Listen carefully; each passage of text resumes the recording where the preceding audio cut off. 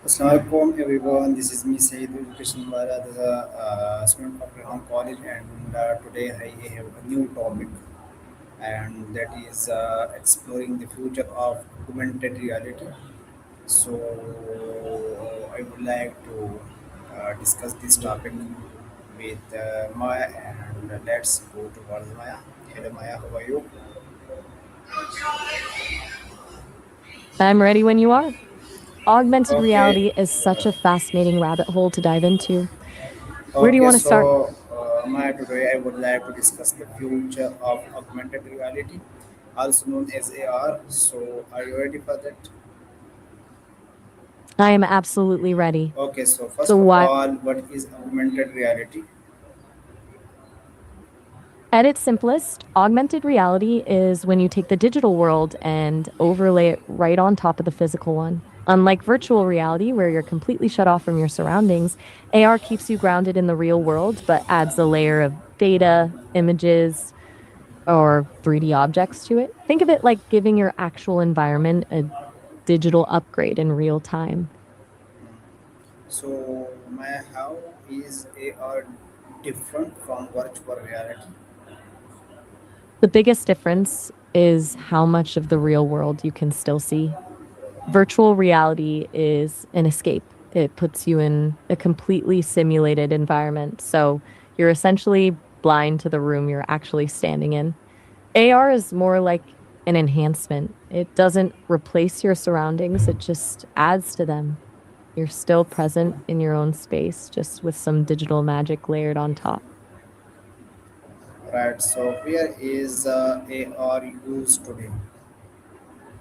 It's actually all around us already, even if we don't always think of it as AR. The most obvious one is probably Pokemon Go, where you're seeing creatures in your own backyard.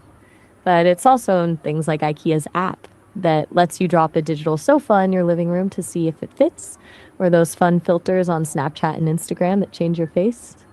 It's even being used in surgery to help doctors see internal organs through the skin while they operate.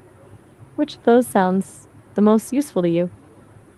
Okay, so how can AR improve education? Imagine a history class where you don't just read about ancient Rome, but you actually walk through a digital reconstruction of the Forum right in your classroom. It turns abstract concepts into something you can actually see and touch. Science students could pull apart a 3D human heart or watch a chemical reaction happen in midair without any of the actual explosions. It basically takes the boring out of textbooks by making learning an experience. Do you think that would have made any of your own classes more interesting? Okay, so the next question that I am going to ask from you is that can AR help doctors and hospitals? Absolutely. And it's already starting to happen. In the operating room, surgeons can use AR to see a digital map of a patient's anatomy, like veins or tumors, projected directly onto the body during surgery, which makes the whole process way more precise. It's also huge for training. Medical students can practice complex procedures on AR models before they ever touch a real patient. It basically gives them a way to fail safely until they get it right. I can think of a few more ways it's changing healthcare if you're curious. Okay, so how is AR changing the shopping experience? It's basically killing that. I hope this fits anxiety. Like we touched on with IKEA, it's all about trying before buying without leaving your house. You can virtually try on glasses, sneakers, or even makeup to see how it actually looks on your face before hitting purchase. It turns shopping from a guessing game into something way more accurate, which probably saves people from a lot of annoying returns.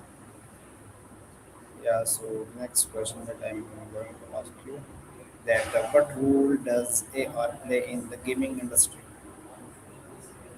Gaming is where AR really gets to flex its muscles. It takes the game out of the screen and puts it in your living room or on the street. Beyond just catching creatures in a park, it's moving toward world scale gaming, where an entire city could become a game board with hidden clues and digital obstacles that only you can see through your glasses or phone. It turns the real world into a playground. Do you think that would be too distracting in daily life or just an awesome way to spend a day? Okay, so another question is that can AR augmented reality be useful in business? Huge. In business, it's all about efficiency and cutting out the guesswork. For example, technicians can wear AR glasses that highlight exactly which wire to pull or bolt to turn in a massive machine with instructions floating right in their line of sight.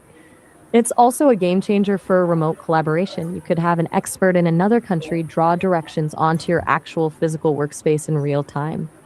Basically bridges the gap between knowing how to do something and actually doing it. Okay, so what devices are commonly used for AR? Right now, smartphones are the since Tablets, almost like everyone yeah. you might have meant AR. I'm assuming you're still talking about augmented reality, not actual air. Beyond phone, we've seen the rise of dedicated headsets and glasses too. Things like Microsoft HoloLens or the Magic Leap. So those are more for pros. There are also those sleek smart glasses that are trying to make AR a part of your everyday outfit.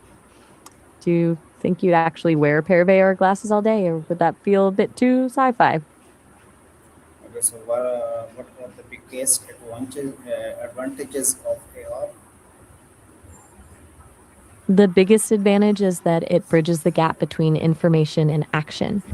Instead of having to look away from what you're doing to check a screen or a manual, the data is just there, right where you need it. Makes things faster, reduces mistakes, and honestly, it just makes learning way more intuitive because you're interacting with the information in the real world. Plus, it allows for a level of accessibility and visualization that was basically impossible a decade ago. Okay, are there any challenges facing AR technology? Assuming you mean AR again, yeah, there are definitely some hurdles. The biggest one is hardware, making glasses that are powerful enough to run these programs, but light enough that they don't give you a headache after an hour, is a tough engineering problem. Then you've got privacy. People tend to get a bit nervous when the glasses they're wearing have cameras that can record everything around them. And of course, battery life is always the enemy. Do you think the convenience is worth the privacy trade off? Okay, so the next question that I'm going to ask from you is that can AI and AR work together? They're basically a power couple. AR provides the eyes and Yeah, yeah. Continue. Go on. exactly AR provides the eyes and AI provides the brain.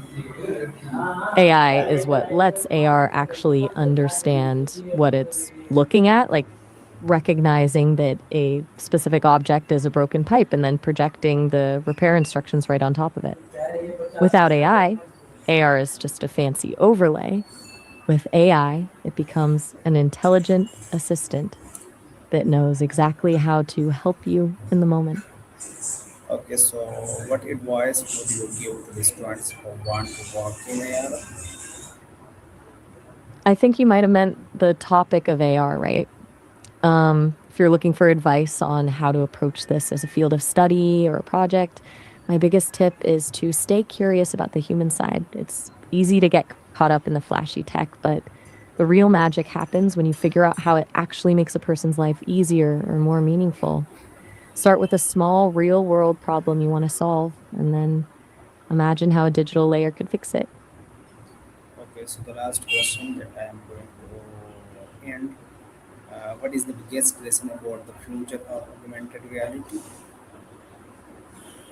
I think the biggest question is whether AR will eventually replace our screens entirely. Yeah, yeah. Go on, go on. Like, imagine a world where you don't have to stare down at a phone in your hand because your messages, maps, and videos are just floating in the air around you. It would completely change how we interact with each other. Whether that's for the better or if it would just make us more disconnected is the real mystery. Do you think you'd miss your phone if everything was just there? Okay, thank you for this informative discussion. We will meet again in And I'm also thankful to the viewers for seeing this video. And at last, I have one request that must share this video, like this video, and must share your opinion in the comment section. Thank you so much, all of you. And if we will meet in the next video with a new topic. Thank you so much.